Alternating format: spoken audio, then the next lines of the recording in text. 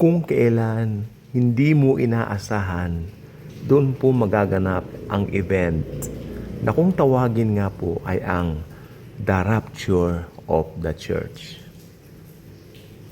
Kaya po ang rapture, maski sirang plaka na po ako dito paulit-ulit, wala po siyang senyales. Wala po siyang mga palatandaan. Kumbaga, mauuna munang malalaman, tapos magra-rapture na. Wala pong ganoon eh. Pero yung second coming po ni Jesus, punong-puno po yan ng mga senyales at mga signs dahil after the rapture, umpisa na po doon yung mga senyales na yan hanggang mag 7 years. So, bilang ka lang after the rapture, after 7 years, second coming na. Pero ito pong rapture, it's an imminent event. Kaya ulit-ulit ko po itong binabanggit dahil ang dami pong revelation sa akin tungkol sa rapture. Wherein ang mga tao during that day, kung dumating na po yung day ng rapture, ang mga tao are too busy chasing their dreams, chasing material things, chasing a lot of things. And worst of all, they are chasing things that are against the Holy Bible, the Word of God. I mean, those things na hindi sinasang-ayunan ng Bible. You know what I mean? Maraming mga paniniwalang laylitaw during that time na kumbaga alam ng mali pero ipipilit, no? At most people o yung society during that day, yung araw ng rapture pinag-uusapan natin dito ay talagang accepted yung mga hindi sinasang-ayunan ng Bible. Alam niyo pong sinasabi ko, hindi na po kailangan isa-isahin pa. Hindi na nga po kailangan pang una-unahin o isa-isahin pa natin, no? Dahil sa araw po ng rapture, busy-busy po ang lahat ng tao. Even believers, pero ang maganda po sa ating believers, silyado na po kasi tayo.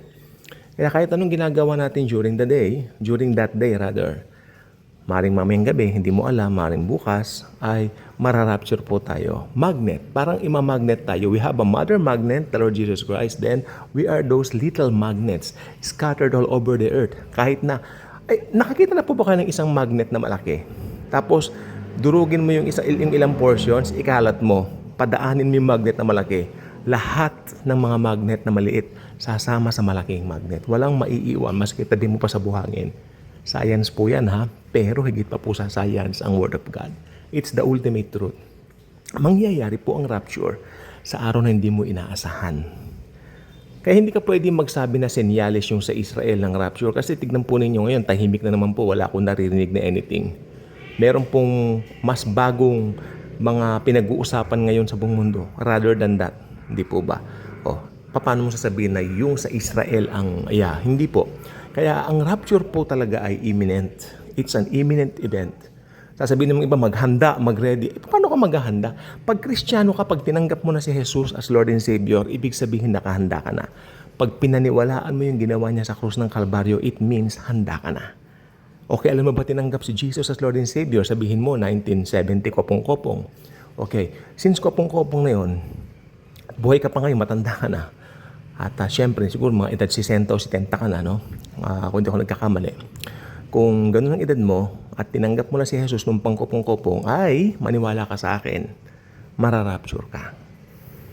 Wala nang paghahanda-handa kasi pag naging Kristiyano ka na, ikaw ay binago na. Tinubos ka na. Wala ka na dito sa dati mo pagkatao, 2 Corinthians 5:17. Bagong nature na natin, we are new creation in Christ. Okay, so ang rapture po darating siya sa hindi natin talaga inaasahan na panahon. So, wag nating stressin ang ating sarili, katitingin ng mga senyales. Wala po kayo makikita, mabibigo lang po kayo. Yung sasabihin nyo, ay ganito, ay ganyan, no? Hindi po yan. Dahil isa lang po nakalagay sa Bible, the rapture is a revelation to Paul, the apostle of grace. Hindi po inireveal ang rapture sa mga Old Testament people. Okay? Ito po inireveal sa mga Kristiyano. Siyempre, sa pamamagitan po ni Paul. Kaya, ang rapture po ay para po sa atin po, mga mananampalataya. Ang rapture ay para sa church. Pero yung tribulation na yan, great tribulation, para po yan sa mga Hudyo. Ayan po ay orasan sa mga Hudyo. No? Kaya, yes, huwag niyo ikalito yan. Ano po? Kaya, ayun. Be happy always.